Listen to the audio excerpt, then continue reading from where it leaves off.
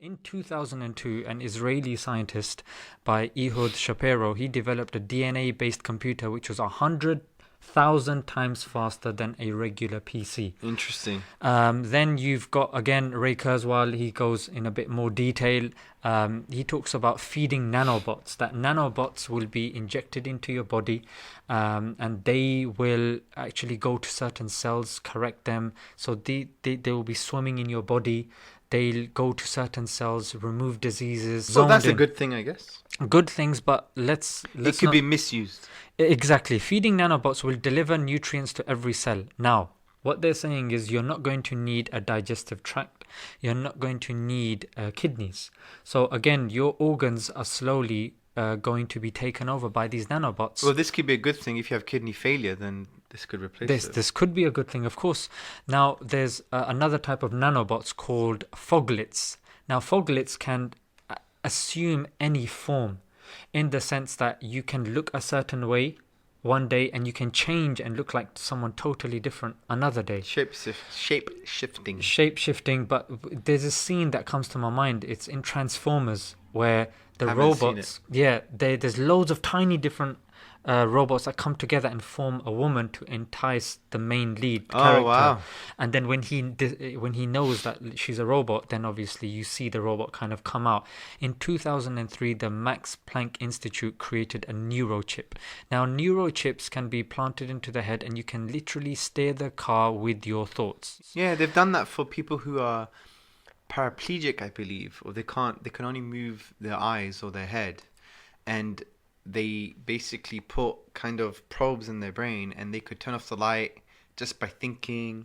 Yeah, they've done that. So again, which is a good thing. Could be used for good. And this is why we're talking about ethical filters. Yeah. This is why we need the correct ethical, in my view, the correct metaphysical filters in order to move forward. Because if you see the human being fundamentally as just something physical, then in the future you're going to end up in a disaster. Because if the AI is just something physical and it seems to be like a human being, then there'll be no difference. But if you have the different starting point, different lenses that you put in your eyes to understand reality, like human beings are different by virtue of the fact that they're human and they have a soul, and then you won't have that deadly outcome. Similarly, with using this technology, you could use it for good, you could use it for bad, just like a knife, bro. Knife, you can cut someone as a surgeon and perform life-saving operations, or you can murder someone. That's a very optimistic view, and I'll tell you why. Because these knife is in your control, it's in your hand. And you can use it, you make the choice. Now, the problem is when artificial intelligence is being created by people who, let's face it, cannot be trusted morally. Yeah, but that's my point. So if they were trusted more and they had the correct metaphysical and ethical filters, that's what I'm saying. Yeah, but obviously at the moment... Because the problem with nanobots is again, there's things that can go wrong. They can be, you can induce a virus into them. They can replicate because you need self-replicating nanobots. Now, that's what cancer is self-replicating cells. But the question here, therefore, is, has the human project failed?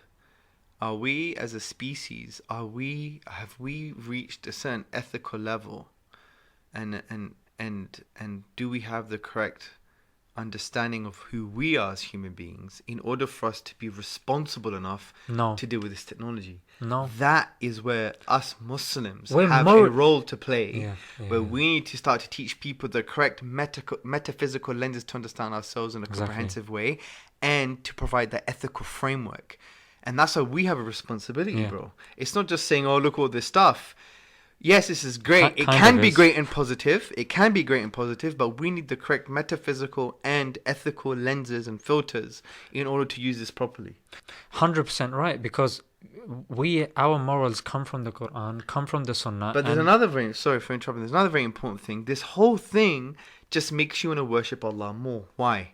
Because if human beings can eventually do this amazing stuff, then, and this is not an analogy, but by greater reason, imagine the knowledge and wisdom of Allah subhanahu wa ta'ala. So who deserves praise, which is a form of worship? But that's what I'm saying. Imagine if this is what we're able to do in the physical world. Imagine if we spent half of this time in the spiritual world. Imagine the spiritual highs that we can achieve. Because we're able to look into these sorts of things, and we're able to make machines that can think for themselves. And spiritually, we still can't focus on our salah. Subhanallah. Imagine if we gave more time and more creative thought to this. But the point here is that privacy has now become a thing of the past, and the most cringiest argument people give is, well, if you got nothing to hide, then you don't have to worry. Well, if that's the case, give me all of your passwords and let me come in and just watch your interactions with your family.